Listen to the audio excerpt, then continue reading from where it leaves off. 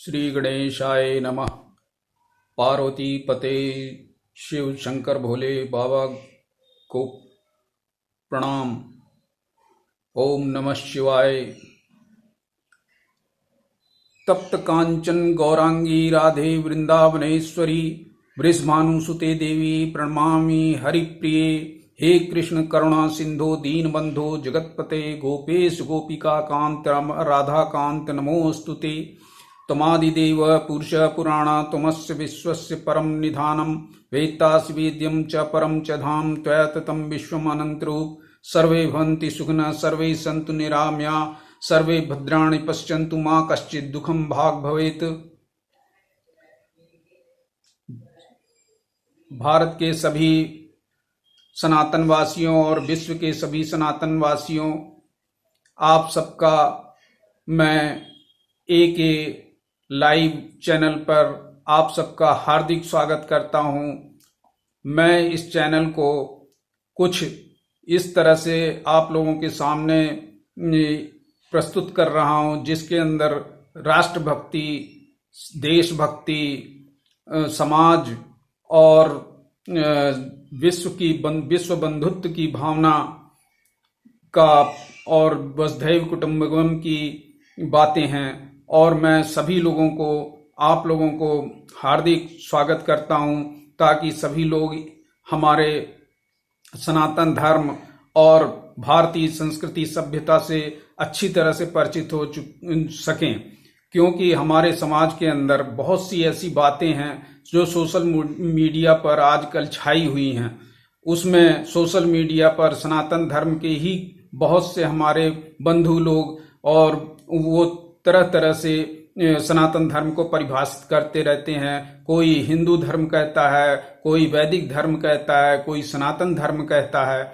लेकिन मैं आप सब लोगों को ये सब चीजें इसलिए बताना चाह रहा हूं कि ताकि हमारी संस्कृति और सभ्यता पूरी तरह से सुरक्षित रहे और हम लोग जो कि सनातन संस्कृति सबसे प्राचीनतम है, उसी के आधार पे सभी लोग इस पूरी पृथ्वी पर निवास करते रहे हैं। और अब अनेकों धर्म, अनेकों पंथ संप्रदाय यहाँ पर आ गए कलयुग के समय में। जैसा कि सभी लोग जानते हैं कि कलयुग का आगमन महाभारत के बाद राजा परीक्षित के समय से शुरू हो गया था।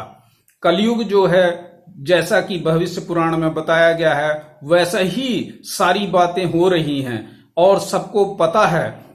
जो बहुत से लोग हैं उनको सनातन धर्म के बारे में कितना ज्ञान है कितना नहीं है यह तो मैं नहीं कहूँगा, क्योंकि हमारे ही भारतवासी बहुत से लोग जो हैं जानते नहीं हैं इन सनातन धर्म के बारे में। और सनातन धर्म को लोग कभी कुछ समझते हैं, कभी कुछ समझते हैं। यही हमारे बंधु लोग उनको पूरी तरह से इसीलिए हमारे सनातन धर्म के अंदर बहुत से संप्रदाय और पंथ उत्पन्न हो गए, जिसकी वजह से हमारे जो अन्य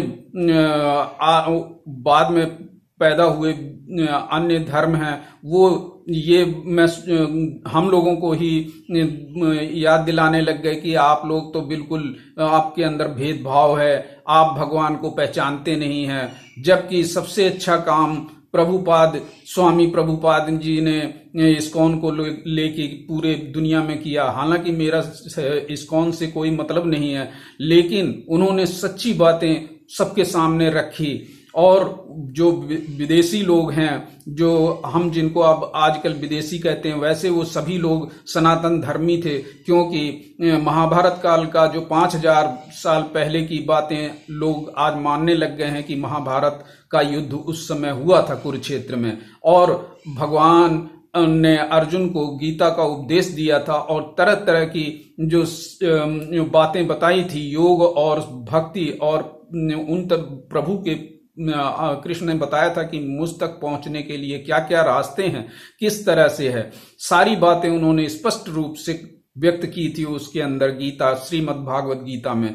आजकल बहुत से मौलाना लोग और पादरी लोग तरह तरह की और बातें हमारे हिंदू धर्म के लोगों को बताते हैं, वो लोग इस तरह से जाहिर करते हैं कि हमें सब कुछ पता है, वेदों को कंठस्थ कर लिया है उन लोगों ने, कुछ श्लोकों को याद कर लिया है, कुछ मंत्रों को श्लोकों को याद कर लिया है, जिसकी वजह से और बहुत से हमारे भारतीय 100 में से 1% लोग ही हैं जो हमारे वेदों को जिनके पास ज्ञान है या जिनके पास कोई संस्कृति सभ्यता को जानते हैं। वो सब लोग नहीं पूरी तरह से धर्म के बारे में जानते हैं, और वो लोग जो मंत्र और श्लोक बोलते हैं तो हम लोग आश्चर्यचकित हो जाते हैं कि देखो ये लोग जानते हैं, लेकिन जानने के लिए वो सब कुछ करते हैं, लेकिन उनका इरादा यही है कि ये किसी तरह से हमारे धर्म में आ जाएं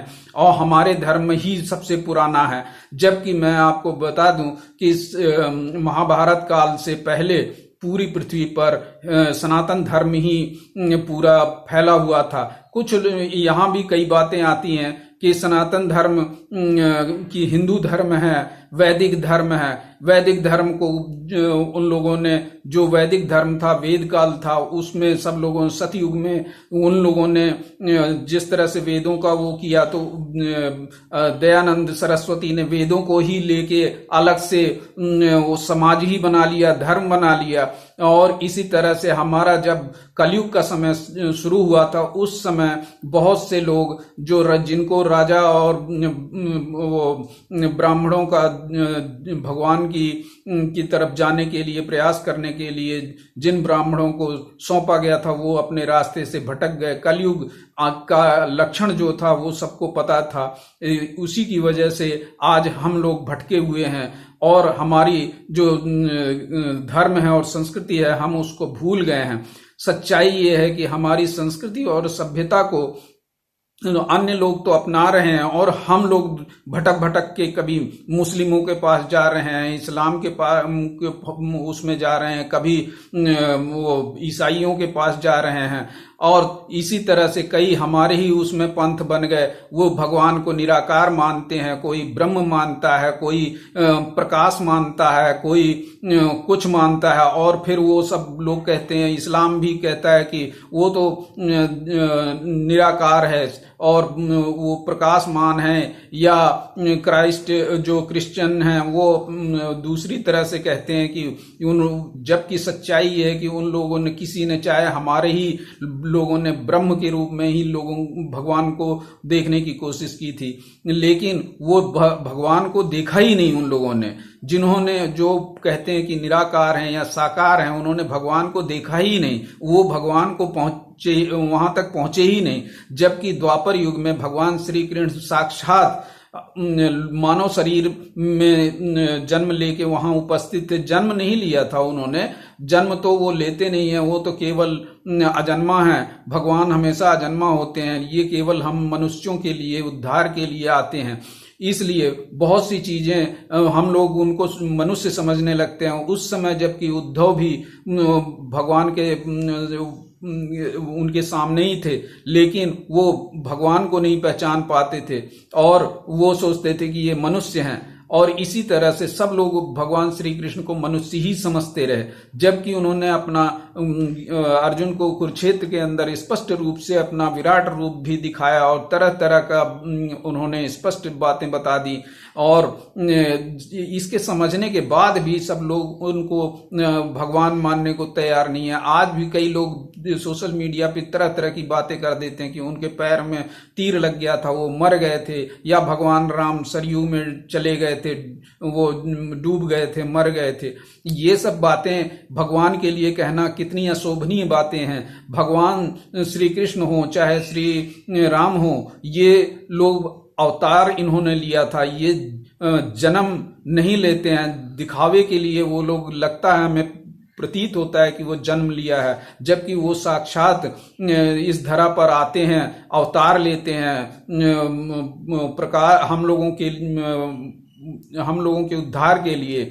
इसलिए, और कलयुग में तो वो दिखाई ही नहीं देंगे, क्योंकि बहुत से लोग जो हैं, आज भी कई लोग हमारे सनातन धर्म के ऊपर मूर्ति पूजा की बातें उंगली उठाते हैं। मूर्ति पूजा हमारे सनातन धर्म का एक अभिन्न अंग है। मूर्ति पूजा हम लोगों को इसीलिए कि बताई गई है कि मूर्ति पूजा से ही हम अपने भगवान को पहचानते हैं। जो और किसी धर्म में ये बातें नहीं है कि भगवान को पहचानना, क्योंकि भगवान तो जिन ऋषि मुनियों ने देखा था उनको सब लोग भगवान को का दर्शन नहीं कर पाते थे। भगवान को जिन ऋषि मुनियों ने देखा था, जिन लोगों ने देखा था, उनका स्वरूप देखा था, वो साक्षात वैसे ही थे और वैसे ही हैं। वो सदा गोलोक में वैसे ही साकार रूप में रहते हैं। और हम लोग मूर्ति पूजा केवल इसीलिए करते हैं कि भगवान की जो पहचान है, मोर मुकुट लगाते हैं और